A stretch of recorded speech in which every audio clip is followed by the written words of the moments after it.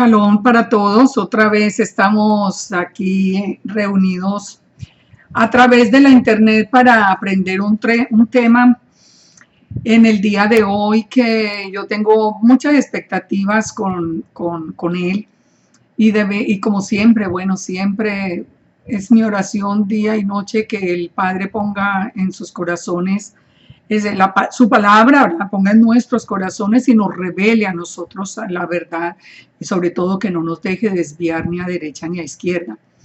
En el día de hoy vamos a ver un tema que espero que afiance un poco más. Yo día a día espero poder transmitir más y más bases para que no se siga presentando ese fenómeno que se está dando ahora tan ilógico y tan absurdo de tantas personas dejando a Yeshua. Es increíble lo que está pasando, pero por falta de conocimiento, el pueblo se está perdiendo, como dice la Escritura. ¿Por qué por falta de conocimiento? Porque no hay un conocimiento real. Creíamos solamente por fe, pero no había un estudio de las Escrituras real y profundo que nos permitiera a nosotros tener la seguridad de que Yeshua es el Mesías, que Yeshua, así como nos fue revelado a nosotros, es el Mesías de Israel y es el mismo que vendrá a reinar eternamente con nosotros. Y es el único camino, la verdad, la vida, es el único camino al Padre. Yo me sorprendo como cada día más y más personas me escriben y la razón que me dan es siempre la misma.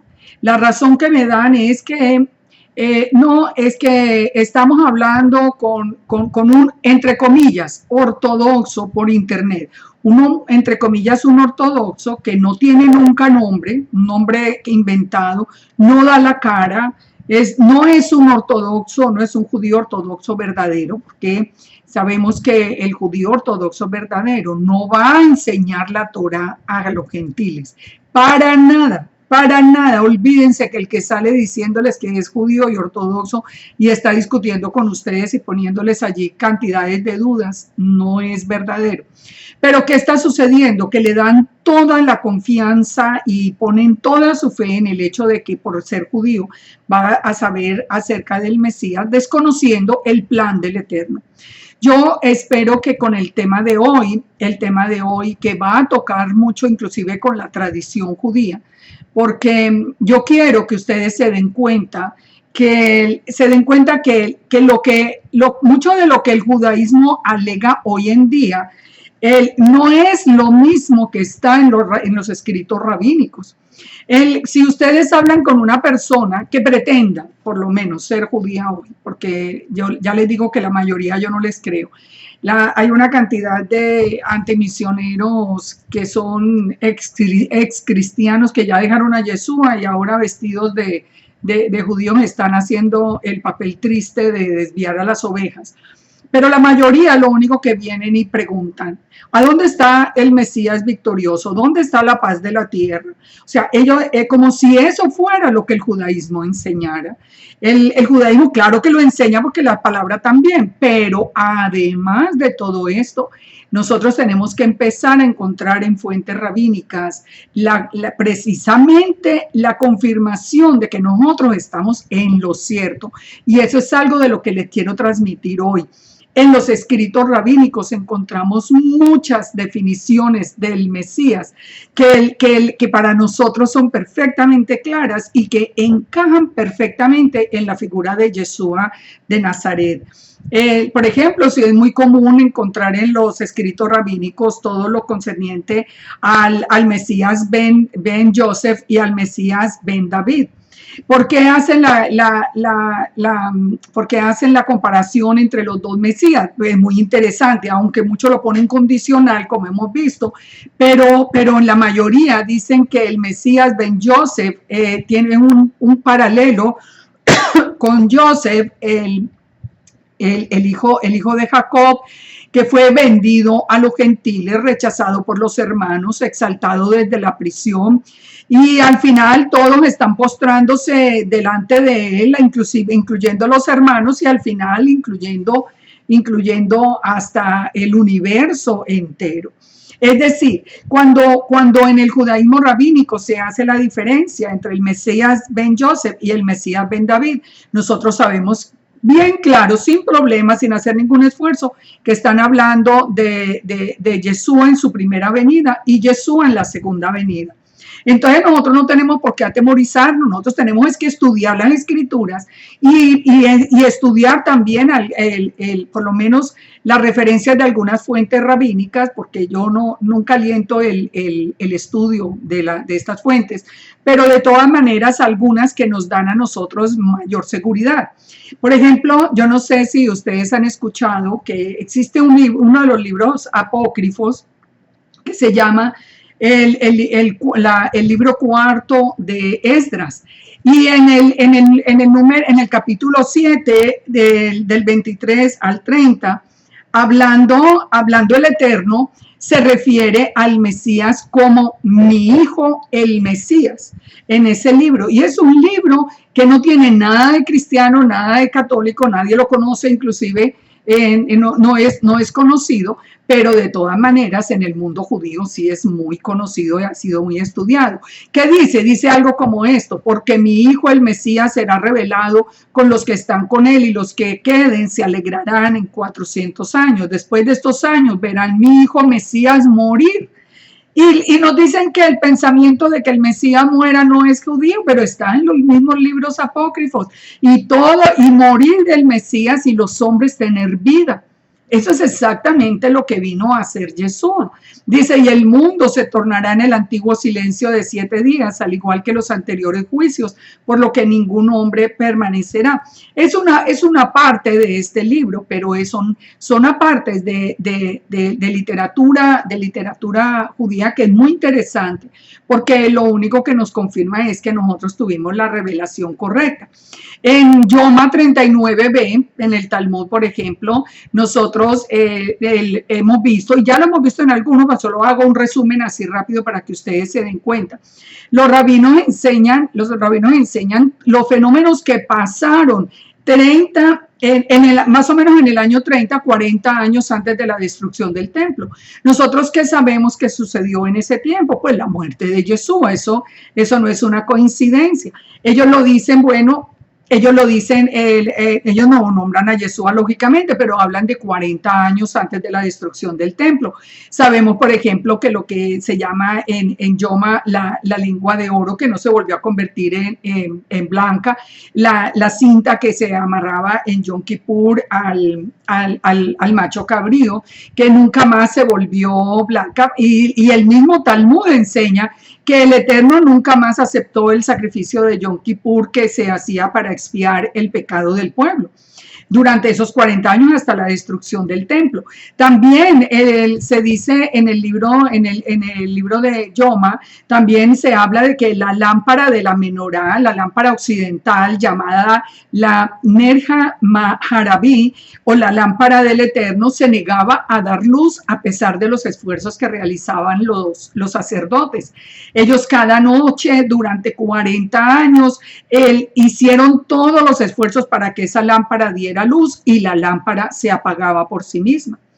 Estos son eventos que están relatados en la tradición judía y que nos hablan a nosotros muy claro de todo lo que estaba sucediendo, porque es exactamente en el tiempo de Yeshua. Ya el sacrificio de Yom Kippur no fue aceptado, porque Yeshua era ya el sacrificio perfecto.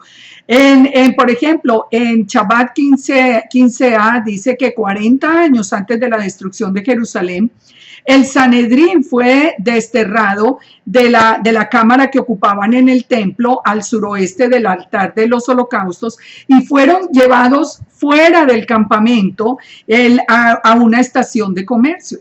Eso sí que nos daría para toda una enseñanza. Ver cómo ellos mismos tienen el registro de todos los cambios que ocurrieron en el tiempo en que murió Yeshua. Esto lo podemos ver también en Sanedrín 14a, en Sota 44b, 45a. Son muchos los registros que hay de los escritos rabínicos que de verdad a nosotros nos facilitan inclusive el poder discutir con las personas acerca de nuestra fe. Pero lo triste es que por falta de conocimiento la gente se muere de susto y deja a Yeshua y ya se acabó el tema. Mire que otro dato que nos da Yoma 39 nos dice que las puertas de bronce de la Jequel, que se necesitaban más de 20 hombres para cerrar, se abrían misteriosamente solas. Esto también lo dice el Talmud de Babilonia en la versión Soncino, en la versión Soncino, en Yoma 39b. También se habla inclusive de un evento cósmico que ocurrió 40 años antes de la destrucción del templo. Dicen que el cosmos entero cambió. El cosmos entero cambió, dice en ese tiempo de la muerte y la resurrección de Yeshua. Como les digo, 40 años antes de la destrucción. Hay muchas otras fuentes. El Peshitta Rabbah 54.8 compara, por ejemplo, a Isaac llevando la madera y dice que pareciera un hombre llevando una cruz. No está haciendo referencia a Yeshua, lógicamente, pero de todas maneras nosotros sí sabemos que Isaac es un anticipo del Mesías. El Zohar 4 nos dice que el Mesías lloraría por Jerusalén. Nosotros vemos a Yeshua llorando por Jerusalén y registrado en los libros. O sea, todo esto no es coincidencia. Todo esto son bases que nosotros tenemos en los evangelios, en los registros que el Eterno en su misericordia nos dejó. Muchos dicen que no, que porque esa canonización de esos libros se hizo en Roma. No interesa quién la hizo. Lo que interesa es que es voluntad del Eterno, porque allí no hay contradicciones y nos deja a nosotros un registro histórico que nos ayuda a comprender. El Sanedrín 93b, por ejemplo, habla del sufrimiento del Mesías, primero por David, después por esa generación y por los sufrimientos del hombre, o sea que sí habla de un Mesías sufriente. Ahora, el Talmud llama al Mesías el leproso de la casa de estudio o el leproso estudioso. Ese es el tema que vamos a tocar hoy precisamente. Varios escritos del Mar Muerto señalan que el hecho de que el único que podía venir a hacer una curación de la lepra, que hacer la curación de la lepra era una señal segura de que esa persona era el Mesías. De ahí es que vamos a entender a partir de todos estos registros, por ejemplo, que hay en los estudios más antiguos, por ejemplo, como les digo, en los libros de Esdras, y también en los rollos del Mar Muerto, son los que nos permiten a nosotros hoy tener una visión mucho más clara de lo que los discípulos y todas las personas que estaban alrededor de Yeshua estaban comprendiendo. Por eso ese fenómeno de Yeshua fue tan importante. Siempre nos dijeron que nadie creyó, que los judíos no creyeron en Yeshua. No, sí creyeron. Por miles, en un solo día se convirtieron 3,000, después 4,000, eran miles, eran multitudes los que los seguían. Nosotros no podemos obviar eso. Ahora que con el paso del tiempo ya viene una generación nueva en la casa de Judá que ha venido siendo instruida en contra de Yeshua. Eso ya es otra cosa muy diferente. Pero lo que nosotros tenemos como registro, nosotros no lo podemos obviar. El Sanedrín, en Sanedrín 98b, afirma, vamos a leer, pongan atención. ¿Cuál es el nombre del Mesías? Lo voy a poner aquí para que ustedes lo puedan ir leyendo porque esta parte es muy importante. ¿Cuál es el nombre del Mesías? La escuela de Rabbi Shaila dijo, su nombre es Shailo porque está escrito, hasta que Shailo venga. Dice que ese es uno de los nombres del Mesías. Ahora, dice, la palabra Shailo fue entendida de varias maneras por los sabios judíos. Rashi afirma que Onkelos identifica a Shailo como el nombre del Mesías y entendió que la palabra significa serenidad, quien traerá paz o shalom. Shailo, quien será el rey y gobernante de todas las naciones, vendrá a juzgar el mundo. Sin embargo, él tendrá que aparecer primero para batallar contra Hasatán. Como vimos antes en este libro, él será herido en su talón y al final muere durante la batalla. Rachi vio una gran conexión con Génesis 49:10 cuando él citó el Salmo 2:9 para hablar acerca de la fortaleza del Mesías. Los quebrantarás con vara, con chevet de hierro, con vasija, como vasija de alfarero, los desmenuzarás. Esta es una cita exacta tomada, donde nosotros estamos viendo cómo las definiciones de Sanedrín han sido, digamos que un poquito ampliadas por los demás rabinos. La escuela del Rabbi Yanai dijo, su nombre es Ginom, porque está escrito, su nombre será para siempre. El sol permanezca, su nombre es Ginon. Los rabinos, esto es una cita, una parte, pero que tiene que ver con esto. Dice, los rabinos, y lo leo textualmente para que no van a creer que ustedes que yo estoy cambiando palabras a mi antojo. Dice, los rabinos entendieron que Dios pensó acerca del Mesías como anterior a la creación del mundo. ¿Se dan cuenta? Sí hay escritos rabínicos que nos dicen que el Mesías es anterior a la creación y por lo tanto el nombre del Mesías es Ginom, que es derivado de la palabra hebrea Nim, hijo de Adán. Esto aparece en Génesis Rabá 1:5. Rachi entendió que el nombre Ginom, que es el nombre del Mesías, es derivado del término magnífico gobernante. Rachi continuó en la explicación que Ginom se deriva del término Jimlo Bejigal, el que reinará sobre la tierra y será magnificado. El Radak explicó que Ginom significa que el Mesías será recordado. El Pechat del texto claramente identifica el nombre del Mesías como eterno. Sí, esto está en los nombres, esto está bajo los nombres de los más sabios rabinos del judaísmo, como Rachi, como el Radak. Ellos están hablando de que el Mesías es eterno, entonces no puede ser un hombre como están diciendo hoy. La palabra Leolam identifica un eterno marco de vida. Además es claro que su nombre fue creado antes del sol. Siendo que el sol fue creado en el principio, nosotros podemos concluir que el Mesías mismo no fue creado o formado de ninguna manera, estado o forma, pero seguro que estaba allá antes de la creación de los tiempos. Ustedes se dan cuenta, esto es bien importante para entenderlo, porque eso es lo que nos da a nosotros la fuerza para saber que nosotros tuvimos la revelación correcta. Y esto es algo que debiera llenarnos de orgullo, de alegría, de gozo. Y no pareciera que muchos se mueren de la vergüenza.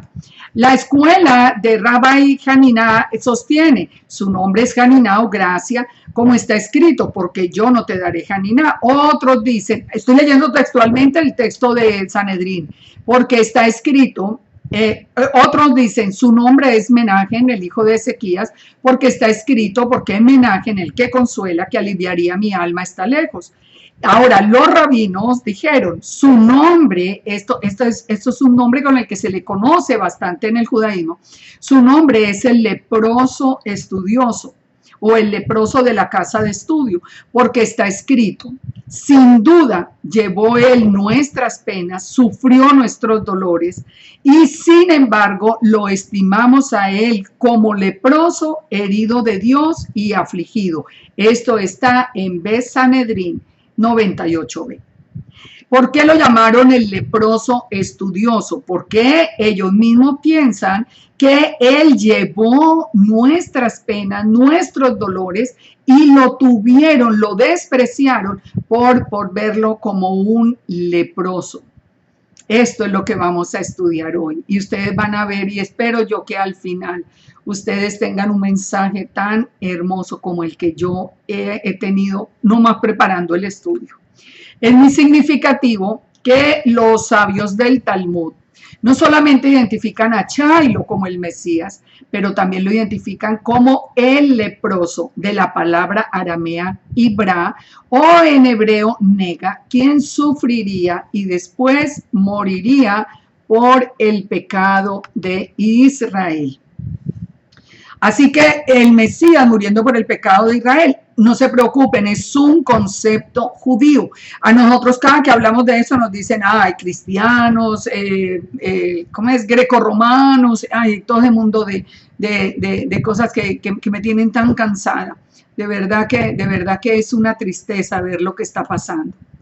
Ahora, entendiendo todo esto, entendiendo que imaginémonos, metámonos por un momento en la escena cuando Yeshua estaba acá. Imaginémonos todas estas personas esperando, que conocían las escrituras, que conocían la profecía, esperando, conocían todas las profecías del Tanakh. Y leamos entonces, ya con toda esa base que tenemos hasta ahora, leamos Mateo 11:3. Vamos a leer Mateo 11:3.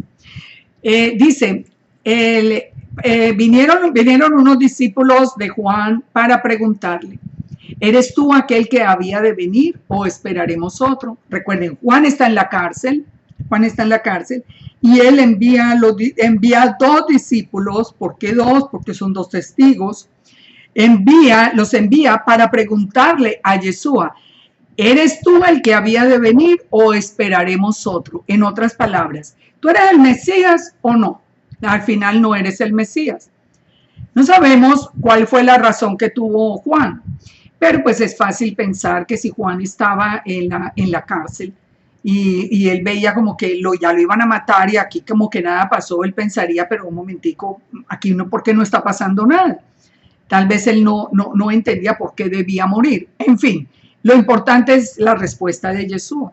Yeshua les dijo, id y hacer saber a Juan las cosas que oís y veis. Los ciegos ven, los cojos andan, los leprosos son limpiados, no sanados, limpiados, los sordos oyen, los muertos son resucitados, y a los pobres es anunciado el evangelio. A los pobres en espíritu, ya recuerden que eso ya lo habíamos estudiado. Y bendecido es el que no halle tropiezo en mí.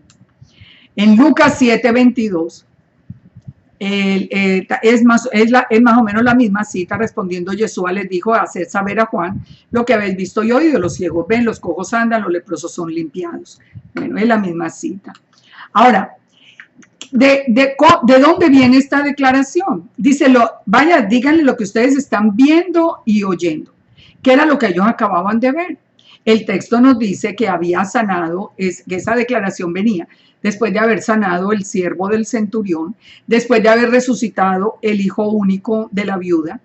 Y dice en el versículo 7:16, y todos tuvieron miedo y glorificaban a Dios diciendo, un gran profeta se ha levantado entre nosotros, Dios ha visitado a su pueblo. Recuerdan que la profecía decía que el Mesías era Dios con nosotros, Emmanuel, Dios con nosotros. Entonces la gente confirmaba, Dios nos está visitando, Dios está visitando su pueblo. Y se extendió la fama de él por toda Judea y por toda la región de alrededor. Ahora, ¿por qué tenían miedo? Dice que todos tuvieron miedo, pero glorificaban al Eterno, porque tenían temor, porque ellos sabían si era el Eterno con nosotros. Imagínense. La cosa allí era, ellos sabían que era lo que estaba sucediendo. Ahora dice, los discípulos de Juan le dieron las nuevas de todas estas cosas y llamó Juan a dos de sus discípulos y los envió para decirle, eres tú el que había de venir. O sea, las cosas que habían sucedido entonces eran la sanidad del centurión, la resurrección y muchos milagros que se estaban haciendo. Dice que en la misma hora que le preguntaron, él sanó a muchos de enfermedades, de plagas, de espíritus malos, los ciegos tenían otra vez la vista. Por eso es que entonces les dice, y de hacer saber a Juan lo que ustedes acaban de ver. A ustedes acaban de ver personas liberadas, sanadas, ustedes están viendo leprosos ser limpios y bendito el que no haya tropiezo. Ahora, él termina también hablando de Juan. Él termina como explicando el plan, pero Juan, ¿por qué está en la cárcel? Dice, cuando los mensajeros se fueron, él comenzó a decir de Juan, que salisteis a ver al desierto, una caña sacudida. Ustedes vieron a Juan, en otras palabras, ustedes vieron a Juan en el desierto. ¿Qué fue? Salieron a ver a un hombre cubierto de vestiduras delicadas. He aquí los que tienen vestidura preciosa y viven en deleites en los palacios de los reyes están. Más que salieron a ver un profeta, sí les digo, y más que un profeta, porque Juan es aquel de quien está escrito. He aquí, envío mi mensajero delante de tu faz, el cual preparará tu camino delante de ti. ¿Dónde estaba esto escrito? Ya ellos lo sabían. Esto estaba en Malaquías 3:1, donde nos dice, he aquí, yo envío mi mensajero, el cual preparará el camino delante de mí.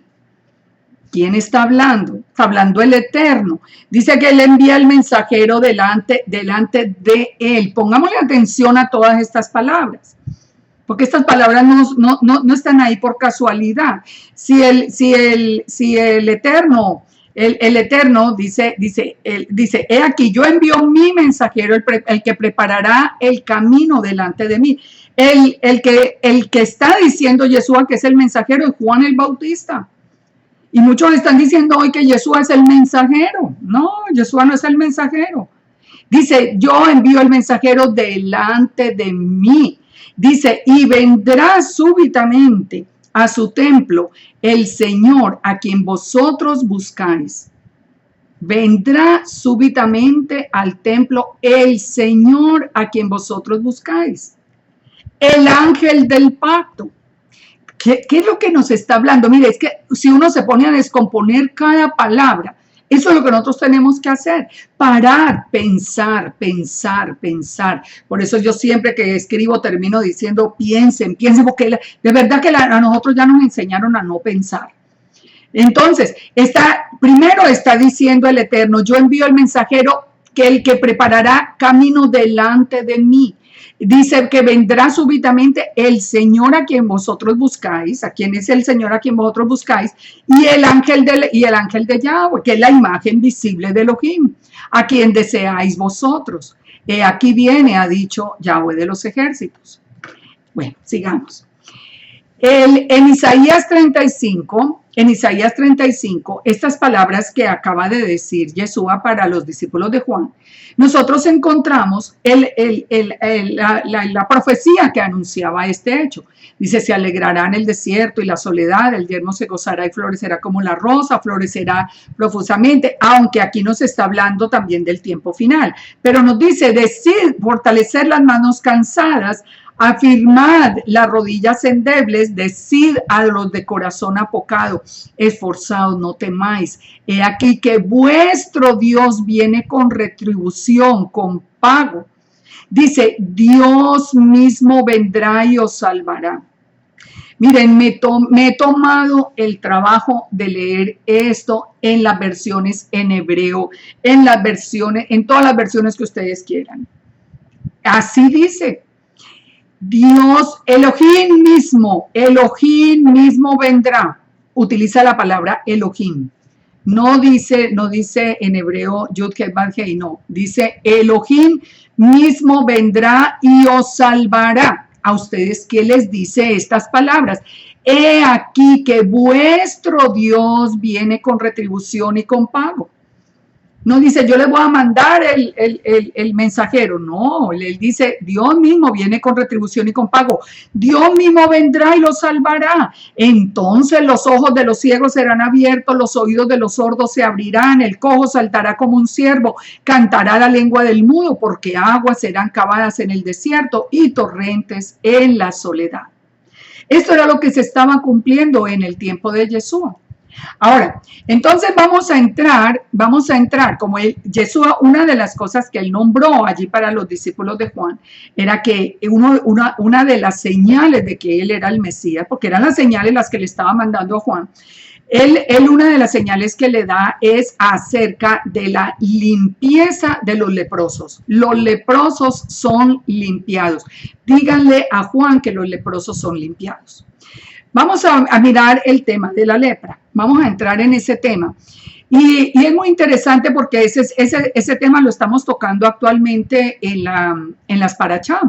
En las Parashot estamos estudiando en este momento precisamente el libro de Levítico, que tiene todo el tratamiento de la lepra. Aquí vamos a aprender muchísimas cosas.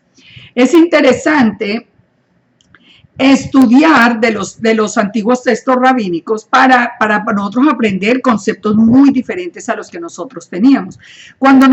Yo sé que cuando nosotros veíamos la palabra lepra, nosotros nos imaginábamos que la lepra era la misma enfermedad que nosotros hemos visto en el mundo como llamada la enfermedad de Hansen.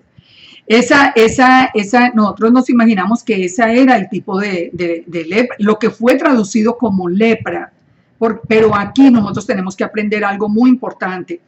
La palabra está, digamos que mal traducida porque nos confunde con la otra enfermedad, pero en las escrituras hebreas hace referencia a una aflicción llamada tzara. Esa aflicción no es la infección bacteriana que se conoce como la enfermedad de Hansen, porque esa enfermedad de Hansen está muy bien documentada también desde la antigüedad, son completamente diferentes. La enfermedad se trataba de una infección maligna que aparecía en la piel, en la ropa o en las casas, como vamos a ver, como consecuencia del pecado. La lepra o el tzaraat en hebreo es una infección que venía como consecuencia de una condición espiritual pecaminosa, y es la razón por la que era tratada por los sacerdotes y no por médicos. Esta enfermedad tenía que ser tratada directamente con el sacerdote. Era una plaga enviada a los hijos de Israel como respuesta a la desobediencia. Ahora, cualquiera piensa, ay, pero eso suena como muy cruel. ¿Cuál es el propósito que tiene eso, que el Eterno enviara esa lepra como consecuencia de la desobediencia? Bueno, la motivación que tiene el Eterno la podemos leer en Ezequiel 18:23, para que podamos entender mejor eso. Dice, quiero yo la muerte del impío, dice Yahweh el Señor, no vivirá si se apartare de sus caminos. Y Ezequiel 33:11 dice, vivo yo, dice el Eterno, que no quiero la muerte del impío, sino que el impío vuelva de su camino y viva. Volveos pues de vuestros malos caminos. ¿Por qué moriréis, casa de Israel? Se dan cuenta de la motivación del Padre. La motivación del Padre con esta que aparecía en la piel de las personas era que esas personas se arrepintieran de su pecado y volvieran otra vez a ser parte del pueblo. Nosotros tenemos un Elohim de vida. Él lo que quiere es darnos vida y vida abundante. Él nos ama, pero precisamente porque Él nos ama, nos disciplina. Hebreos 12, del 4 al 7 nos recuerda esto. Dice, ya habéis olvidado la exhortación que como a hijos se os dirige diciendo, hijo mío, no menosprecies la disciplina del Señor, ni desmayes cuando eres reprendido por Él, porque el Señor al que ama disciplina y azota a todo el que recibe por hijo. Si soportáis la disciplina, Dios os trata como a hijos. Porque ¿qué hijo es aquel a quien el Padre no disciplina? Si el Padre no nos disciplinara por nuestros pecados, bueno, ya muy triste porque sabemos que no somos hijos, somos bastardos, dice la palabra. Ahora, entonces, sabiendo ya cuál es la motivación del Eterno, entremos en el estudio de la lepra. Lo voy a poner acá para que ustedes lo puedan ir siguiendo. Vamos a ver lo que nos dice el libro de Levítico acerca de la lepra. Levítico 13 dice, habló el Eterno a Moisés y a Aarón diciendo, cuando el hombre tuviera en la piel de su cuerpo hinchazón o erupción o mancha blanca y hubiera en la piel de su cuerpo como llaga de lepra, será traído a Aarón el sacerdote o a uno de sus hijos los sacerdotes. Y el sacerdote mirará la llaga en la piel del cuerpo. Si el pelo en la llaga se ha vuelto blanco y pareciere la llaga más profunda que la piel de la carne, llaga de lepra es, y el sacerdote le reconocerá y le declarará inmundo o tamén. Fíjense que no lo declara enfermo, lo declara inmundo. Lo declara tamén. Tamén es que él no está limpio, que no está limpio espiritualmente. Tamén es todo lo que no es limpio a los ojos del Todopoderoso. Entonces dice, y si en la piel de su cuerpo hubiere mancha blanca, pero no apareciere más profunda que la piel, ni el pelo se hubiere vuelto blanco, entonces el sacerdote encerrará al llagado por 7 días. Es decir, había unas señales muy claras de cuáles eran los síntomas que presentaba esa erupción en la piel. Si no era muy clara, el sacerdote iba a encerrar en un sitio especial a la persona por 7 días. Al 7º día, el sacerdote vuelve y mira la piel, y si la llaga conserva el mismo aspecto y no se ha extendido, se le vuelve a encerrar por otros 7 días. Al 7º día se le reconoce de nuevo. Si ha oscurecido y no ha cundido en la piel, el sacerdote lo declara limpio. Eso era solo otro tipo de erupción. Ahora, lavará sus vestidos y será limpio, o tahor, limpio. Entonces, ese era el primer proceso, digamos el proceso en general. Dice, pero si después de los 7 días se daba cuenta que la erupción se había extendido, si reconociéndolo el sacerdote ve que la erupción se ha extendido en la piel, lo declara inmundo, lo declara tamei, porque es lepra. Cuando hubiere llaga de lepra en el hombre, será traído el sacerdote, este lo mirará, aparecerá tumor blanco en la piel, el cual haya mudado de color del pelo, entonces se descubre si hay carne viva. Esta era otra de las señales. Y si la carne estaba viva, como abierto, entonces el lepra crónica en la piel del cuerpo se le declarará inmundo y no se le encerrará, porque ya definitivamente si ya estaba abierto, ya de por sí era un problema de lepra y ya era declarado inmundo. Mas si brotare la lepra cundiendo por la piel, de modo que cubriere toda la piel del llagado, desde la cabeza hasta los pies, hasta donde puede ver el sacerdote, este lo reconocerá. Si la lepra hubiere cubierto todo el cuerpo, declarará limpio al llagado, toda ella se ha vuelto blanca y él es limpio. Mas el día que apareciera en él carne viva, será inmundo. El sacerdote mirará la carne viva y lo declarará inmundo. Es inmunda la carne viva, es lepra. O sea, todo esto son los síntomas. Todos los síntomas. Llama la atención este último versículo, y les digo que busqué en tantas fuentes, pero como que en todas tenemos la misma pregunta, porque dice que si ya está cubierto todo el cuerpo, pero la carne no está abierta o viva, dice que será declarado limpio cuando ya todo el cuerpo se ha vuelto blanco. Esto para mí, les confieso que sigue siendo un interrogante, lo busqué desde muchísimas fuentes y solamente lo puedo asociar con un versículo, Isaías 1:18, cuando dice: lavaos, limpiaos, quitad la iniquidad de vuestras obras de delante de mis ojos, dejad de hacer lo malo, aprended a hacer el bien, buscad el juicio, restituid al agraviado, haced justicia al huérfano, amparad la viuda. Venid luego, dice el Eterno, y estemos a cuenta. Si vuestros pecados fueren como la grana, como la nieve, serán emblanquecidos. Si fueron rojos como el carmesí, vendrán a ser como blanca lana.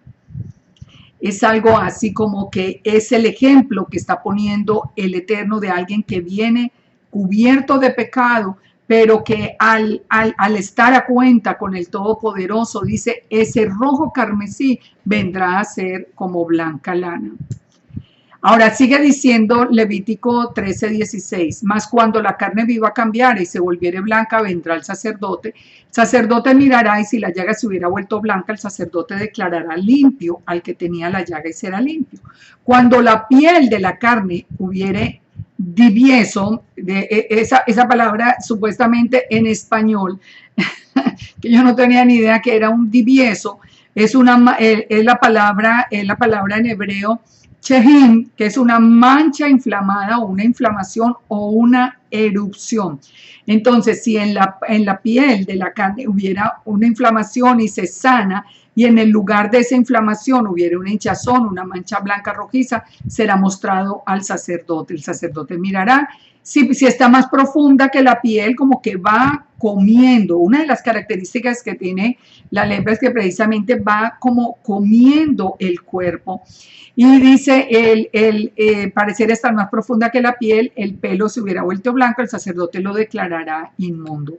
Si el sacerdote lo considera y aparece, bueno, ya sigue cada uno de los requisitos. Si la piel se está extendiendo por la piel, entonces ya lo declara inmundo. Pero si la mancha se permanece en su lugar y no se extiende, entonces el sacerdote lo declara limpio. Es decir, si ustedes leen versículo por versículo, van a ver cómo detalladamente el Todopoderoso nos dice a nosotros, nos explica cómo era de minuciosa la revisión que debían hacer los sacerdotes de las personas.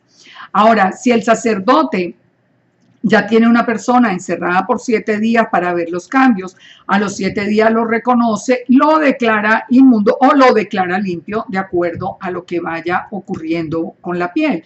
Entonces, viene también, por ejemplo, en la misma, no solamente ya en la piel, por eso es tan detallado y les pido que ustedes lo lean para no demorarnos tanto y entrar en otras partes. Ustedes pueden leer todo el capítulo 13 y 14 de Levítico, porque más adelante entonces viene, por ejemplo, el problema con un hombre que se le esté cayendo el cabello, ya cuando la lepra daba era en la cabeza. Si se le cae el cabello, una persona es calvo, dice, pero es limpio. Eso no es un problema de Zaraat. Ahora dice, si hacia la frente se le cae el cabello, es calvo por delante, pero limpio. Pero cuando en la calva o en la antecalva hubiera llaga blanca, hay lepra que brota en la calva. O sea, ya era la diferencia entre establecer si una persona que pierde el pelo por alguna circunstancia correspondía a la enfermedad, a la aflicción de Zaraat, o si era simplemente pues algo que estaba ocurriendo como un proceso normal. Dice, el leproso en quien hubiere llaga llevará vestidos rasgados, la cabeza descubierta. Esa era ya lo que tenían que hacer. El que ya estaba declarado por el sacerdote como inmundo, dice, llevará vestidos rasgados, la cabeza descubierta y embozado pregonará, inmundo, inmundo. Ellos tenían que ir gritando para que la gente se apartara, porque era muy contagioso. Todo el tiempo que la llaga estuviera en él será inmundo, estará impuro y habitará solo, fuera del campamento será su morada. Esto es lo que nos viene diciendo. Entonces, estas personas tenían que salir inmediatamente de sus casas, de sus familias e irse solos. Ahora, pero miren lo interesante, no solamente había lepra en la piel o en el cuerpo de la persona, también aparecía lepra en los vestidos. Dice, cuando en un vestido hubiere plaga de lepra, ya sea vestido de lana o de lino, o de urdimbre, o en trama de lino o de lana, o en cuero, o en cualquier obra de cuero, y la plaga fuere verdosa, rojiza, bueno, ya empieza a ver de qué color sería la que presenta los vestidos. Dice que el sacerdote mirará la plaga y encerrará el vestido, la cosa plagada, por 7 días. Es decir, que el tratamiento era igual a cuando era sobre el cuerpo, sobre un cuerpo humano. Entonces, esa ropa se guardaba por 7 días. A los 7 días se miraba si se había extendido, lo mismo era maligno, pero si no se había extendido, estaba limpio y entonces se podía lavar y seguir usando. Pero si era maligno, tenía que ser quemado al fuego. Si el sacerdote mira y no se ha extendido, entonces se puede lavar. El sacerdote mirará después que la plaga fuere lavada y ya después de que fue lavado, se mira y si no ha cambiado el aspecto, si cambió el aspecto es inmundo y se quema, sea que estuviera en el lado derecho o en el revés de los vestidos. Pero esto es muy interesante a la hora de nosotros analizar ya la lepra como sinónimo de pecado. Porque fíjense, no solamente está en la piel, está en los vestidos, y también, lo vamos a ver ahora, está en las casas. Más si el sacerdote la viere, bueno, todavía esto es con el vestido, él cortará la parte del vestido, y sea que se declare limpio o inmundo, se hace el tratamiento. Ahora, nosotros hemos entendido que la lepra es un símbolo de pecado. Entonces, ¿qué es lo que nosotros hasta aquí podemos ver? La persona tenía que ir al sacerdote al primer brote que tuviera en la piel. Y tenía que ser rápido antes de que empezara a afectar y se extendiera. Ahora, ese pequeño bulto debajo de la piel va a recibir un tratamiento que es muy interesante, y lo vamos a ver a continuación, que es toda una tipología del Mesías. Esta es la razón por la que estamos estudiando esa enseñanza rabínica que dice que el Mesías sería llamado el leproso. Para allá vamos con esto, pero estamos viendo primero todo lo referente a la lepra. Entonces, como les digo, la persona o inclusive las ropas, si eran las ropas que aparecía primero, la situación tenían que ser separados. Esto ya nos va dando una primera idea de lo que es esa comparación de la lepra con el pecado, porque esto aparecía como como consecuencia de la desobediencia. En una congregación, la importancia que tiene de separar, de aislar a las personas que no quieren someterse a la voluntad del Eterno. Esas personas van contagiando de pecado la congregación. Eso es el hecho de que aparezca, digamos, en nuestras vidas algún pecado, la importancia que tiene de revisar eso pronto antes de que se extienda en nuestra propia vida, ya no en la congregación, en nuestra propia vida, y ponga toda nuestra vida en pecado, porque recuerden que la conciencia se va cauterizando y ya llega un momento en que no se sabe ni qué es bueno ni qué es malo. Hablábamos la semana pasada de ser sal y luz, y de verdad asusta ver cuántos creyentes hoy mienten y engañan y hacen, pero como si eso fuera normal. Ya está tan cauterizada la conciencia que ya ni siquiera se dan cuenta de lo que se ha perdido, de esa sal que nosotros debiéramos ser al mundo. Ahora, recordemos siempre que el Eterno puso delante de nosotros la bendición o la maldición. Él nos dijo en Deuteronomio 30, a los cielos y a la tierra llamo por testigos, o esos fueron los dos testigos de él, el cielo y la tierra, que pongo delante de ustedes la vida y la muerte, la bendición y la maldición. Ustedes escojan para que vivan ustedes y su descendencia. Esto es en serio. Nosotros, pues, el hecho de que no tengamos hoy esa plaga, digamos, sobre nuestras vidas como consecuencia del pecado, precisamente ya lo vamos a entender, porque Yeshua fue la que lo llevó sobre él, por eso ya esa enfermedad no se da. No quiere decir que nosotros no quiere decir que nosotros no tengamos la responsabilidad y la seriedad de seguir en obediencia al Todopoderoso, de escoger la bendición y la vida. Él nos pone a nosotros a escoger. Ahora, ya digamos que está descubierta la afección de la piel o de los vestidos o de las casas, y viene la limpieza ritual. La limpieza ritual. Pónganle atención. Dice en Levítico 14, habló entonces el Eterno a Moisés diciendo, esta será la ley para el leproso cuando se limpie, será traído al sacerdote. Será traído el sacerdote, y el sacerdote saldrá fuera del campamento y lo examinará. Y si ve que está sana la plaga de la lepra del leproso, fíjense lo que va a hacer. El sacerdote mandará luego que se tomen para el que se purifica 2 avecillas vivas, limpias, y madera de cedro, grana e hisopo. Fíjense los elementos, ya los vamos a estudiar un poquito más. Fíjense los elementos. El sacerdote, ya, el leproso ya no tiene la afección en la piel. Entonces dice, el sacerdote mandará que se tomen 2 aves vivas limpias y madera de cedro, grana e hisopo. Mandará el sacerdote matar una de las aves, se mata en un vaso de barro sobre aguas corrientes. Después toma la avecilla viva, el cedro, la grana y el hisopo, y los mojará con la avecilla viva en la sangre de la avecilla muerta sobre las aguas corrientes. El ave que está viva mata un ave, está la sangre allí sobre aguas corrientes. El ave viva viene, se moja en la sangre del ave muerta. Y dice, y el que se purifica lavará sus vestidos y raerá todo su pelo, se lavará con agua y será limpio. Y después entrará en el campamento y morará fuera de su tienda por 7 días. Todavía tiene que estar 7 días fuera de su tienda.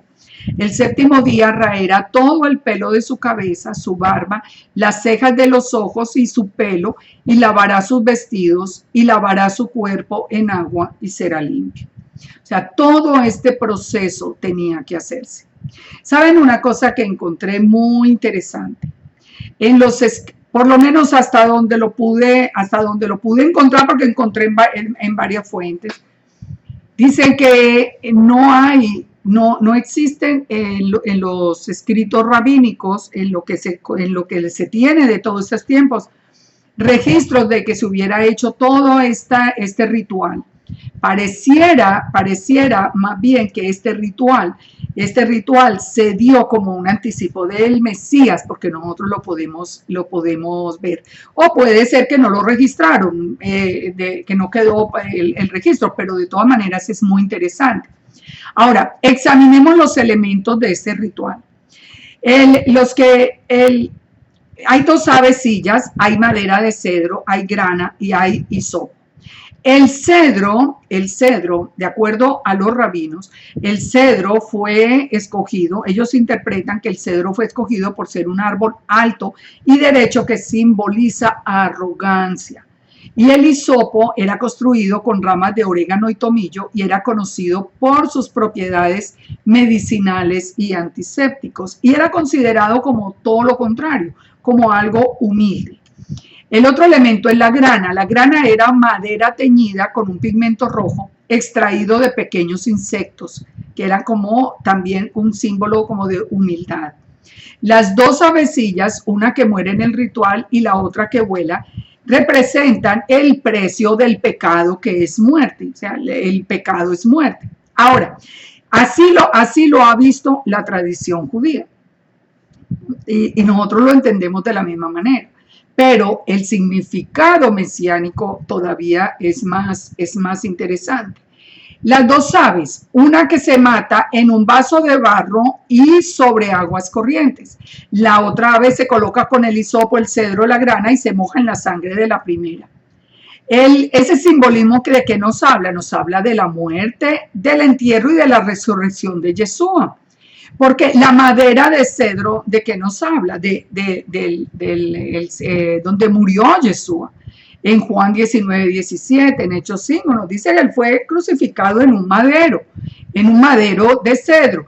En la grana, que simboliza, es el color de la sangre. El hisopo, que simboliza la unción y la purificación. ¿Se acuerda cuando vimos en el estudio de la redención que también en el sacrificio de la vaca roja se usaban estos mismos elementos que tienen que ver precisamente con el Mesías? El hisopo en el Salmo 51:7 era la manera de purificarnos. Cuando dice, ten piedad de mí, oh Dios, conforme a tu misericordia. Dice, lávame más y más de mi maldad, límpiame de mi pecado, porque yo reconozco mis rebeliones. Dice, en maldad fui formado, he aquí que tú amas la verdad, en lo secreto me has hecho comprender sabiduría. Y dice en el versículo 7, purifícame con hisopo y seré limpio. El hisopo era antiséptico, las ramas que se usaban eran antisépticas, por eso dice, purifícame con hisopo y seré limpio, lávame y seré más blanco que la nieve. Entonces, todo esto es un simbolismo muy interesante. La madera que nos habla del madero mismo de Yeshua y de la humanidad de Yeshua. El hisopo que nos habla de sanidad, la grana que nos habla del pecado y el agua corriente que nos habla de varias cosas. El agua nos habla de la Torá que es fuente de agua viva, nos habla de Yeshua, que él dijo que era la Torá viva, la fuente de agua viva. Él era el agua que el que se acercara nunca más iba a tener sed. Y también nos habla de la presencia del Espíritu, porque recordemos que en Ezequiel 36, cuando el Padre pone esa agua limpia sobre nosotros, nos llena de su Espíritu y coloca la Torá en los corazones. Entonces ahí es donde nosotros podemos ver cómo todos estos elementos nos están hablando precisamente de lo que nosotros tenemos en el entendimiento mesiánico. Ahora, después de todo este ritual, entonces, en el día octavo, ya pasó el ritual, hay un ave muerta, Yeshua que dio su vida, hay un ave que vuela, Yeshua que resucita, la sangre de Yeshua, el agua del Espíritu, bueno, todo que está aquí en orden. Y en Levítico 14:10 dice, y el día octavo tomará 2 corderos sin defecto, una cordera de un año sin tacha y 3 décimas de efa de flor de harina, y el sacerdote que le purifica presentará delante del Eterno a la que se ha de limpiar con aquellas cosas en la puerta del tabernáculo de reunión. Recuerda cuando vimos las ofrendas, vimos que siempre deben ser presentadas por la persona delante del tabernáculo de reunión. Entonces dice, tomará el sacerdote el cordero, lo ofrecerá por la culpa, con el aceite lo mecerá como ofrenda mecida delante del Eterno, degollará el cordero en el lugar donde se degüella el sacrificio por el pecado y el holocausto en el lugar del santuario, porque como la víctima por el pecado, así también la víctima por la culpa es del sacerdote, es cosa muy sagrada. El sacerdote entonces, pongan atención a esto tan interesante, cuando el sacerdote ya viene en el octavo día, recuerden que octavo es como un nuevo nacimiento. El octavo día viene y presenta ese sacrificio, ese holocausto. Entonces el sacerdote toma de la sangre de la víctima por la culpa, toma de la sangre de ese cordero y lo pone sobre el lóbulo de la oreja derecha, el pulgar de la mano derecha y el pulgar del pie derecho de la persona que se está purificando. ¿Por qué? ¿Por qué en estos 3 sitios? Es muy interesante. Él toma de esa sangre de la culpa, y la coloca sobre la oreja, el lóbulo de la oreja derecha, sobre el pulgar de la mano derecha y el pulgar del pie derecho. Hablando, ¿de qué nos está hablando esto?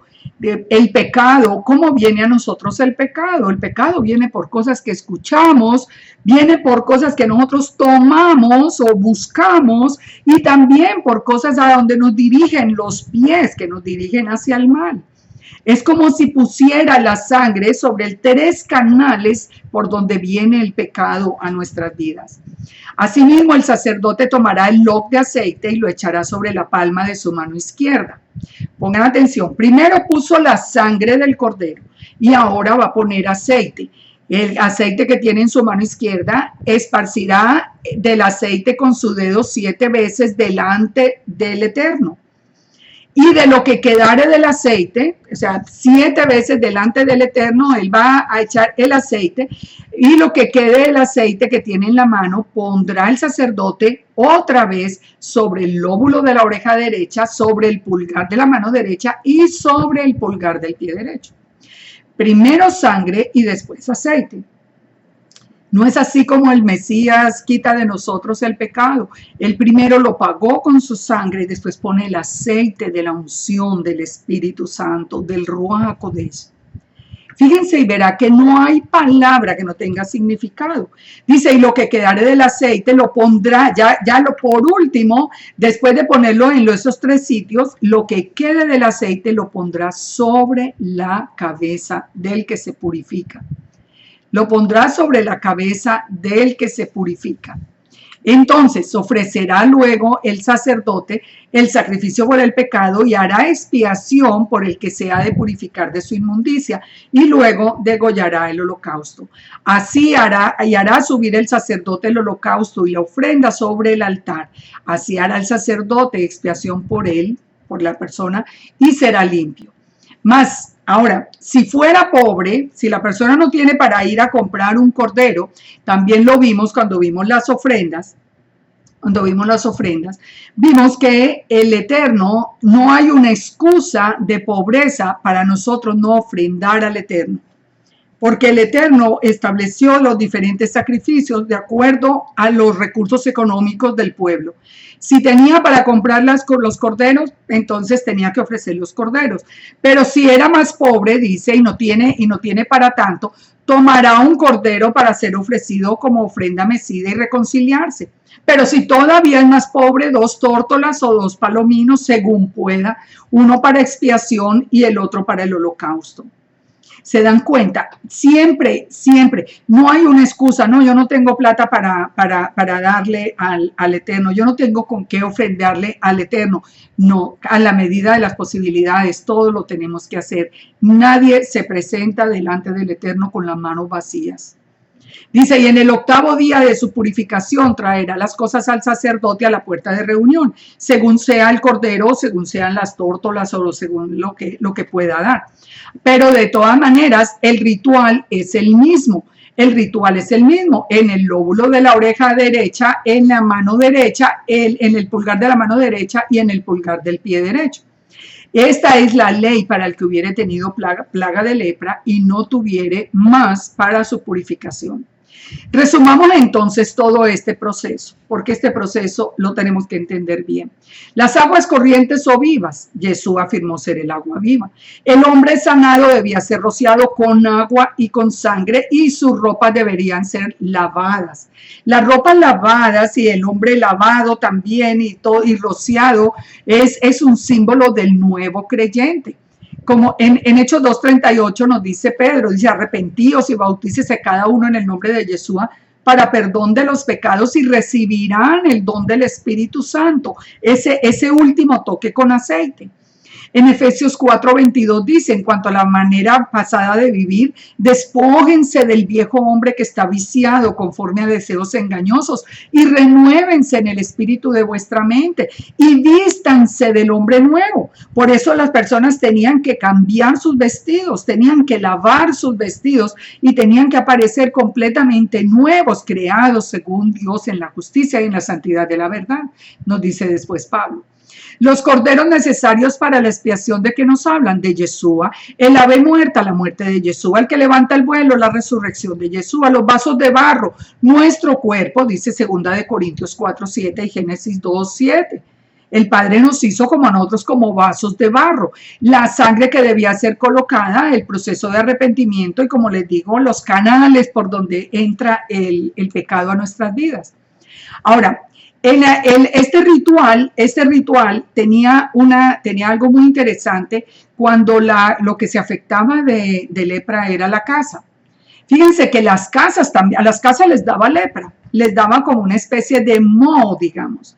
Entonces, la casa de quien había, en Levítico 14:33 dice, la casa de quien había recibido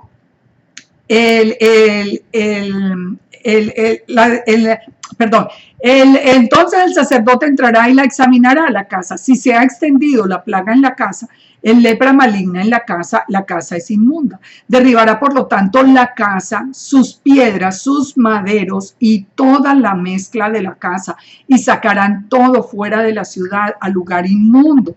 Y cualquiera que entrara en aquella casa durante los días en que se mandó a cerrar será inmundo hasta la noche. Fíjense aquí nomás cosas tan interesantes.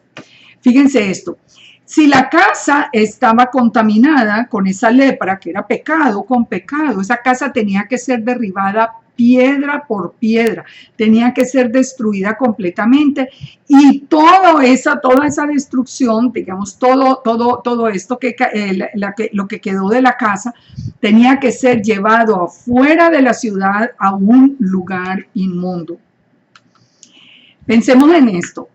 En el tiempo de Yeshua, el templo estaba estaba lleno de pecado. El mismo Yeshua lo dijo, que habían convertido la casa de su padre en una cueva de ladrones. Estaba completamente deteriorado todo, el sacerdocio era comprado. Sabíamos en la condición tan deplorable que estaba Israel, la casa de Judá en aquel tiempo.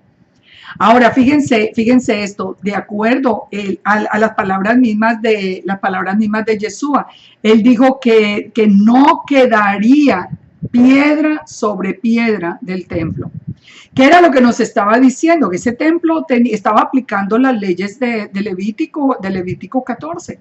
Si el templo estaba tan profanado, tenía que caer piedra sobre piedra. Y los utensilios del templo tenían que ser llevados a un lugar inmundo. ¿A dónde fueron llevados los utensilios del templo? Hay un monumento en Europa grandísimo que nos muestra exactamente el lugar. Fueron llevados a Roma, a un lugar inmundo. Fíjense cómo todo es perfecto en la Torá y en el entendimiento que nosotros teníamos, solo que nunca habíamos hecho como ese clic.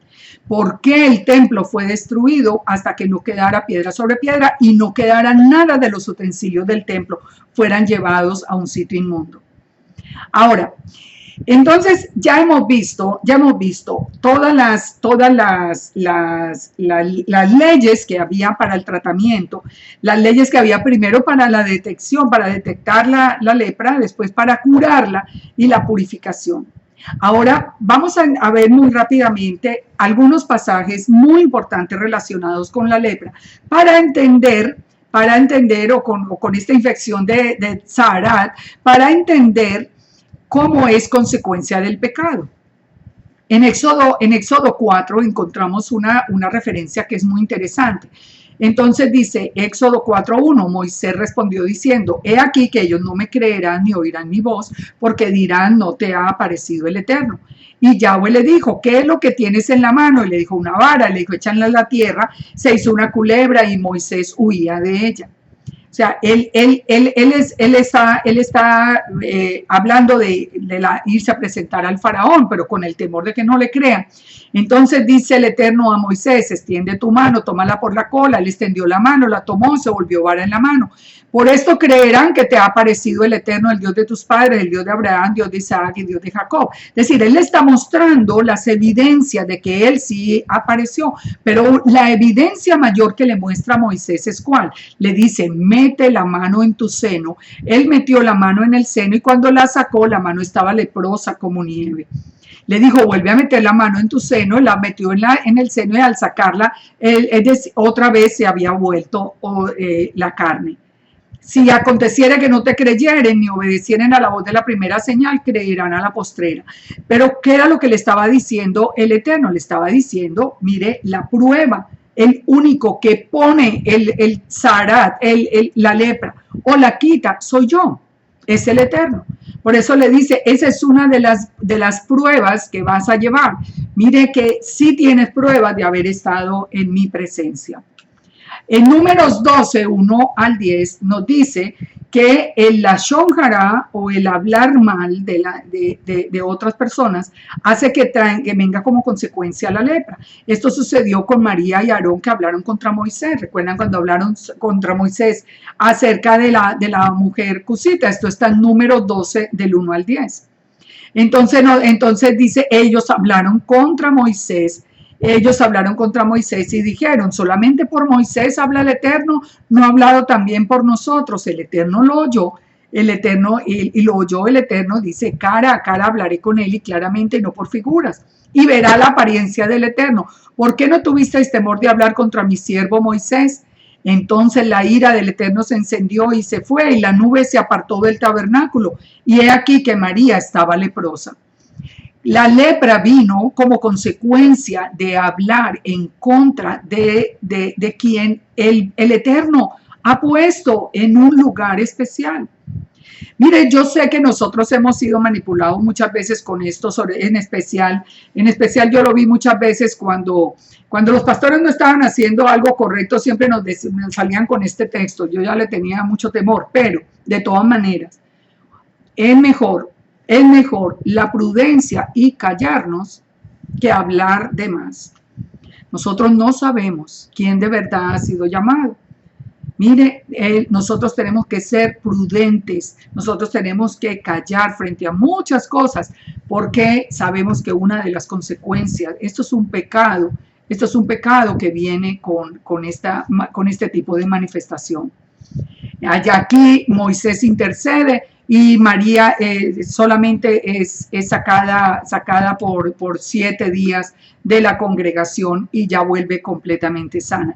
Pero Deuteronomio 24, 8, 9 nos confirma todavía esto. Dice, en cuanto a la plaga de la lepra, ten cuidado de observar diligentemente y hacer todo lo que os enseñen los sacerdotes levitas, según yo les he mandado, así cuidaréis de hacer. Acuérdense lo que hizo el Eterno tu Dios a María en el camino después de que salieron de Egipto. Es decir, todo lo que nos enseñan de la Torá, pongámoslo por obra. Acuérdense de lo que pasó. En segunda de Crónicas 26, 16 nos está diciendo que no hay nadie por encima del Eterno. El que trate de ponerse por encima del Eterno, viene esta plaga del Tzarat o de la lepra. Aquí nos está hablando en segunda de Crónicas 26, 16, nos está hablando del rey Usías. Dice el rey Usías, ya vemos que él fue nombrado rey muy joven, él trató de hacer muchas cosas y estaba implementando muchas cosas en Jerusalén, pero dice en el versículo 16, mas cuando ya era fuerte, su corazón se enalteció para su ruina. Él prosperó y estaba haciendo muchas cosas por el pueblo, pero dice su corazón se enalteció para su ruina, porque se rebeló contra el Eterno y entrando en el templo del Eterno quiso quemar incienso en el altar del incienso. Y entró tras él el sacerdote Azarías y con él 80 sacerdotes del Eterno, varones valientes. 80, imagínense. Y se pusieron contra el rey Usías y le dijeron, no te corresponde a ti quemar el incienso al Eterno, sino a los sacerdotes hijos de Aarón que son consagrados. Sal del santuario, porque has prevaricado esto no va a ser para gloria delante de Yahweh tu Dios. Entonces Usías, teniendo en la mano el incensario para ofrecer incienso, se llenó de ira y en su ira contra los sacerdotes, la lepra brotó en su frente delante de los sacerdotes en la casa del Eterno, junto al altar del incienso.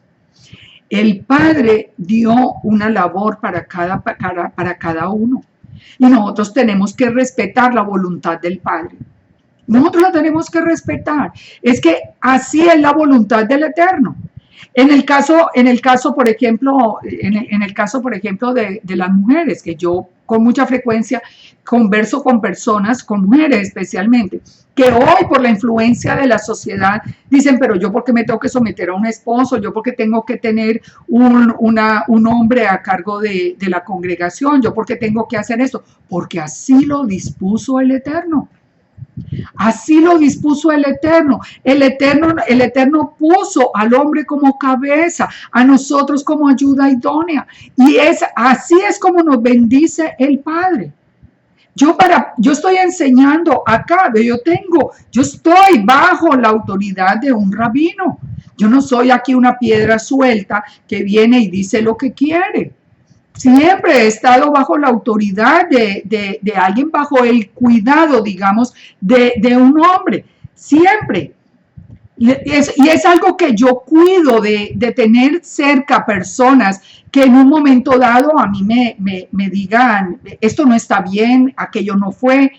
Ustedes lo han visto inclusive en la amistad, digamos que no ha sido solo amistad, sino una relación también de maestro y discípulo, pero también como de una especie de cobertura, por ejemplo, con Rico Cortés.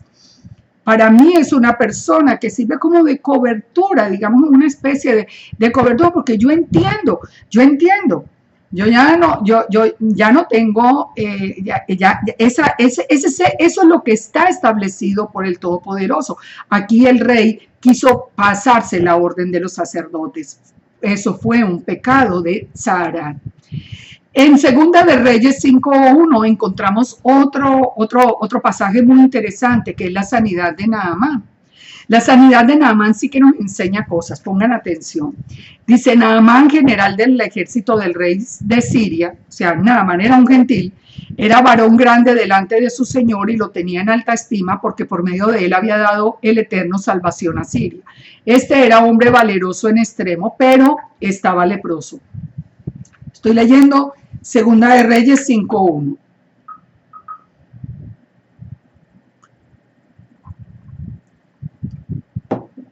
Segunda de Reyes 5:1. Y de Siria habían salido bandas armadas y habían llevado cautiva de la tierra de Israel a una muchacha a la que servía la mujer de Naamán.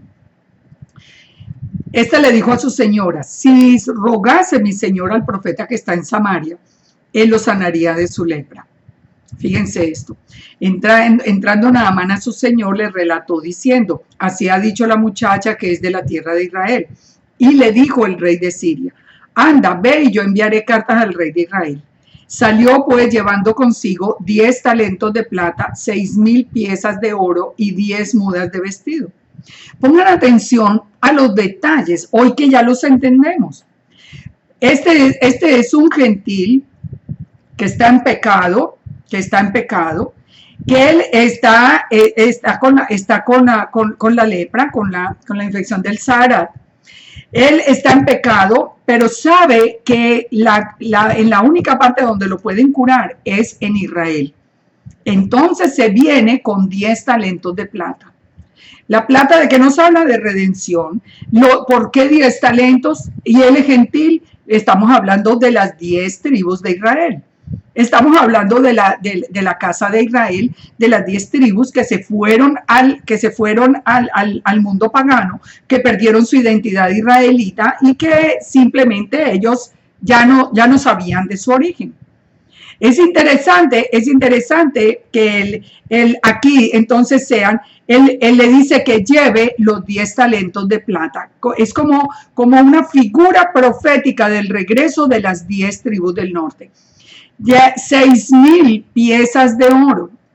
6,000 de qué nos habla? Nos habla de los 6,000 años también, pueden ser, por ejemplo, del plan del Eterno. En el tiempo en que nosotros estamos ahora, que son 6,000 años, y que es el tiempo en que las tribus de Israel estamos regresando otra vez allí, como Naamán, digamos,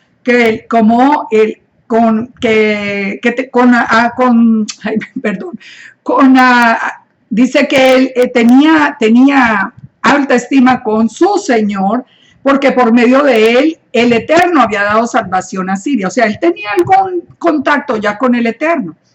Pero de la misma manera como nosotros en el exilio y sin saber que éramos de Israel, ya teníamos contacto con el Eterno. Pero de todas maneras estábamos en pecado porque no conocíamos la Torá. Ahora, entonces, y dice, y que trae 10 mudas de vestidos. Acabamos de ver que en el tratamiento ritual de la lepra se tenían que poner vestiduras nuevas, vestirse de ese nuevo hombre. Y trae 10 para las 10 tribus de Israel. Tomó cartas para el rey de Israel que decían: cuando llegue a ti estas cartas, sabed que te envío a mi siervo Naamán para que lo sanes de la lepra. El rey de Israel leyó las cartas, rasgó sus vestidos y miren lo que dice el rey de Israel.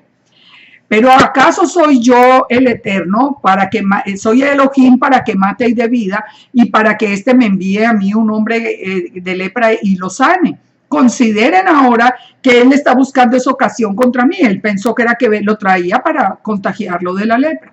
Ahora, cuando Eliseo, el varón de Dios, oyó el rey de Israel había rasgado los vestidos, envió a decirle al rey: ¿por qué ha rasgado los vestidos? Dígale que venga a mí y sabrá que hay un profeta en Israel. Vino Naamán con los caballos, con los carros, se paró frente a la casa de Eliseo. ¿Y qué le dice Eliseo? Ve y lávate 7 veces en el Jordán y tu carne se te restaurará y serás limpio. Hoy sí que entendemos el Jordán. Nosotros, yo creo que, mira, tantas veces enseñar esto cuando estábamos en la iglesia cristiana, pero hasta hoy, ¿por qué nosotros, los de las 10 tribus, los que estábamos fuera, los que habíamos perdido la identidad israelita, los que no teníamos Torah, por qué tenemos que, digamos que limpiarnos en el Jordán? Porque recuerde que el Jordán representa la entrada a Israel. No es que tengamos que ir hasta el Jordán, no vayan ahora a decir que yo estoy diciendo que hay que ir exactamente al Jordán, no, pero nos tenemos que sumergir como si estuviéramos en el Jordán porque nosotros estamos entrando a Israel. El paso por el Jordán es obligatorio para entrar a Israel. Cuando el pueblo sale de Egipto y ya pasa con Josué, ellos pasan y el Jordán se abre para que ellos pasen y allí es donde hacen también el altar de las 12 tribus. O sea, esto es simbólicamente como el volver otra vez a ser parte de Israel. Pero Naamán se enojó y dijo, he aquí, yo decía para mí, saldrá él luego, y estando en pie invocará el nombre de Yahweh su Dios, alzará su mano, tocará el lugar y sanará la lepra. Miren, ¿a ustedes no les parece muy interesante, que ese fue exactamente el proceso que nosotros vimos en las iglesias? Que alguien se paraba a orar por sanidades y entonces invoca el nombre del Eterno, alza la mano y toca y ponga su mano sobre donde está el dolor o algo y fuimos sanos. Y de verdad fuimos sanos. Yo soy una persona sanada milagrosamente y de algo muy serio hace ya muchos años. Estamos hablando de muchos años atrás y fui sanada de un problema muy serio. Yo sé que esto fue verdad, pero como estamos hablando ya de los 6,000, de los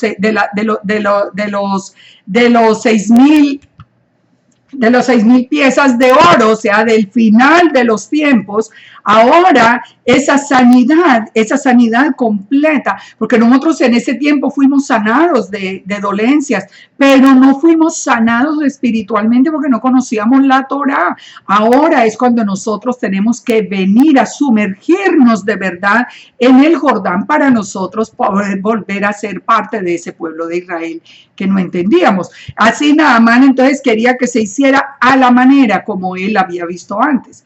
Ahora dice también Habaná y Farfar, ríos de Damasco, ¿no son mejores que las aguas de Israel?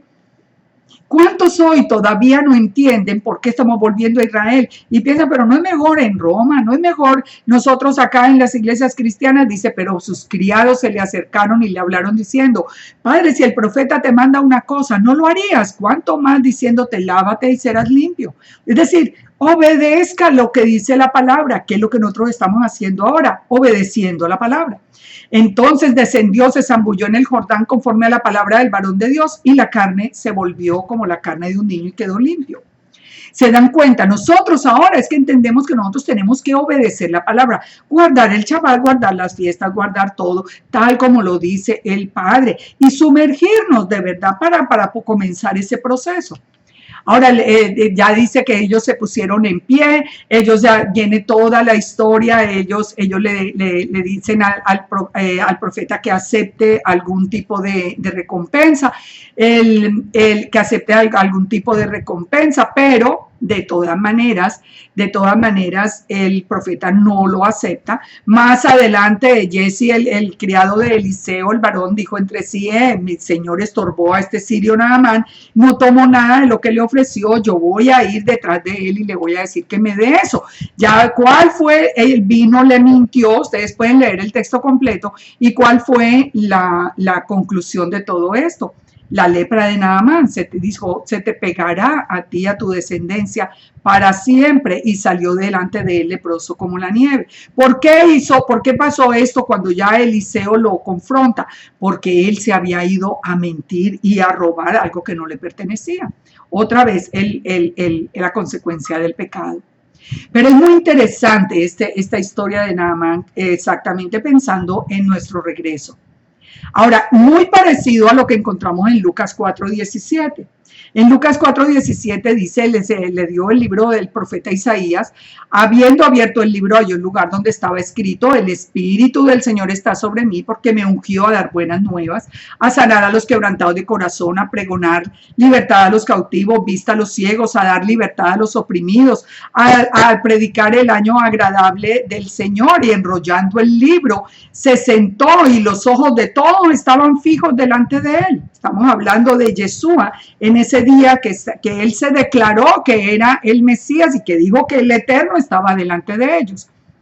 Ahora, entonces empieza la discusión allí en el transcurso del versículo 21, del 22. Y Yeshua les dice estas palabras: de cierto os digo que ningún profeta es acepto en su tierra.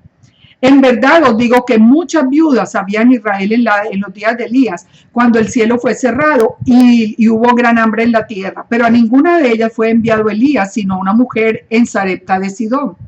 Y muchos leprosos habían en Israel en el tiempo del profeta Eliseo, pero ninguno de ellos fue limpiado, sino Naamán el sirio. Al oír estas cosas, en la sinagoga se llenaron de ira. ¿Por qué se llenaron de ira? Bueno, no solamente porque él había dicho que se había cumplido la profecía y la de la Torá, que decía que el Eterno estaba en medio de ellos, pero también porque él les estaba anunciando que su misión mesiánica iba primero a los gentiles antes de venir a la casa de Judá, como realmente ocurrió. Él llegaría primero a Galilea, él después vendría acá, él después, cuando resucitó, también iría primero a Galilea. O sea, y él dijo acá, primero él fue enviado primero a recoger, como él mismo dijo, a buscar las ovejas perdidas de la casa de Israel. Tenemos que tener entonces mucho cuidado, muchos. El Talmud, por ejemplo, enumera 7 pecados que traen la plaga de Tzarat: el lachon hará, el asesinato, la inmoralidad, el falso juramento, arrogancia, robo y avaricia. Todo esto son pecados que traen estas maldiciones sobre nuestras vidas. En Lucas 17:11 dice: yendo Jesús a Jerusalén, pasaba entre Samaria y Galilea. Y pongan atención, esto es muy interesante. Al entrar en una aldea le salieron al encuentro 10 hombres leprosos. ¿Se acuerdan? Naamán traía los 10 vestidos. Aquí aparecen los 10 leprosos, los que se pararon de lejos y alzaron la voz diciendo: Yeshua, ten misericordia de nosotros. ¿Quién es el que nos salva a nosotros, esos que habíamos perdido la identidad israelita? Es Yeshua. No hay otra manera. No hay otra manera. Los que han dejado a Yeshua no tienen manera de ser perdonados de acuerdo a la Torá. Están muertos espiritualmente. No se puede sino a través de Yeshua. ¿Cómo es que lo dejan? Entonces dice, cuando él los vio, les dijo: id, mostraos a los sacerdotes. O sea, ¿cómo les dijo? Él no los sanó primero, fíjense. Yeshua, ellos sabían que solo Yeshua podía quitarle la lepra. Entonces él les dice: vaya, muéstrense al sacerdote, a todo lo de Levítico 13 y 14. Y aconteció que mientras iban fueron limpios. ¿Por qué? Porque nuestra salvación es por fe. Ellos le creyeron, pero empezaron a caminar en fe, en obediencia. Ellos se fueron donde el sacerdote. Nosotros por fe creímos en Yeshua, pero ahora estamos caminando en la obediencia de la Torá. Y en el camino somos limpios de todo pecado.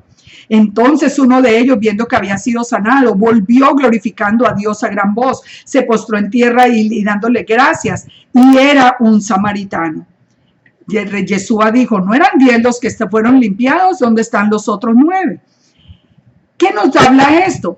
Porque solo el samaritano se devolvió. ¿Y los otros 9 quiénes son? Fíjense una cosa: todo el que escuchó la voz de Yeshua es de la casa de Israel. Todo el que escuchó la voz de Yeshua, porque Yeshua dijo: las ovejas escucharán mi voz y me seguirán. Toda la gente que hay en las iglesias cristianas y los que han seguido la voz de Yeshua realmente son de la casa de Israel, pero muchos no lo saben. Y muchos tienen el recurso y Yeshua dio su vida por ellos y todo, pero no volvieron para darle gracias, no volvieron para seguir las instrucciones de él, no volvieron otra vez para ser parte de ese regreso de nosotros. Muchos no quieren salir de donde están. Muchos no quieren regresar a la casa del Padre. Muchos simplemente quieren ser sanados y ya me fui. Yo no quiero obedecer la ley es una maldición, yo no me voy a poner, es que no sé qué, es que no. Todas las excusas, nadie puede cumplir la ley, todas las excusas para no obedecer y vivir la vida como quieren. El que se devolvió es el samaritano. ¿El samaritano es quién? Uno de la casa de Israel. Los que verdaderamente tenemos en nuestra sangre, la sangre israelita, somos los que pagamos el precio hoy y salimos de donde estamos y regresamos a la casa del Padre, nos sumergimos en el Jordán y empezamos a caminar en la Torá. Vino, recuerda dónde estaban parados los 10 leprosos, dice que estaban lejos. El Mesías nos habla de los que estaban cerca y de los que estaban lejos en Efesios 2. Dice que de los que estaban lejos y cerca hizo un solo pueblo. O sea, trajo esa casa de Israel y trajo la casa de Judá y nos unió. En Mateo 26:6, aquí les voy a aclarar algo que es muy interesante. Dice que estando Yeshua en Betania, en casa de Simón el leproso, vino una mujer con un vaso de alabastro y el perfume de gran precio. Bueno, ya conocemos. ¿Cuál es la aclaración? Lo de Simón el leproso. No es lógico que un leproso, que si Simón era leproso, la gente, primero que él estuviera dentro del campamento y segundo que la gente pudiera venir ahí, a la casa de él. La traducción, ¿cuál es dónde es que está lo incorrecto? La Biblia aramea usa la palabra garabá, que significa alfarero. La palabra aramea garba significa leproso. Solo una A menos, garabá y garba. En arameo es la palabra, el uno es alfarero, el otro es leproso. Todo da a entender que fue mal traducido como Simón el leproso y era Simón el alfarero. Bueno, el chisme que le levantaron al pobre Simón es terrible y espero que nosotros podamos entender ya la corrección. Entonces en Marcos 1:40 dice, vino un leproso rogándole y le dijo a Yeshua, si quieres puedes limpiarme.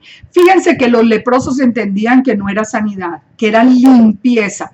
No le dijo puedes sanarme, sino puedes limpiarme. Y Yeshua, teniendo misericordia de él, extendió la mano y le tocó y le dijo, quiero, sé limpio. Y así que hubo hablado, al instante la lepra se fue y quedó limpio. ¿Se dan cuenta? Todo ese proceso que había en el Mesías, ese proceso es solamente la voluntad de él. La voluntad nuestra cuando nos acercamos con arrepentimiento y le decimos a Yeshua, si tú quieres, límpianos. Pero la voluntad, la aceptación de Yeshua es la que nos deja inmediatamente limpios. Entonces le encargó y lo despidió y le dijo, no, ve y muéstrate al sacerdote otra vez. O sea, regresa a la Torá, ve a hacer lo que tienes que hacer con las ofrendas. Nosotros fuimos limpios, nosotros tenemos que venir a presentar ofrendas al Padre, al Eterno. Y cada uno de acuerdo a su posibilidad. Dice, pero él se fue y comenzó a publicarlo de manera que ya Yeshua no podía entrar abiertamente en la ciudad. Bueno, ya él fue y contó y claro, crecía la fama. Ahora, por último, entendamos esto y con esto termino. Isaías 53:1. Ustedes recuerdan, comenzamos diciendo que en la tradición judía se dice que el Mesías sería llamado el leproso. Fíjense que en las sanidades que Yeshua hace para los leprosos, Yeshua los toca y ellos quedan limpios. O sea, Yeshua toma esa enfermedad para sí mismo. Si Yeshua sufrió o no sufrió externamente, digamos, la enfermedad, bueno, yo no lo puedo asegurar, yo diría que no, porque si no, no hubiera podido entrar al templo ni podría hacer nada. Hay quienes aseguran que sí, pero de todas maneras, el sentido, digamos espiritualmente, sí es muy interesante con Isaías 53.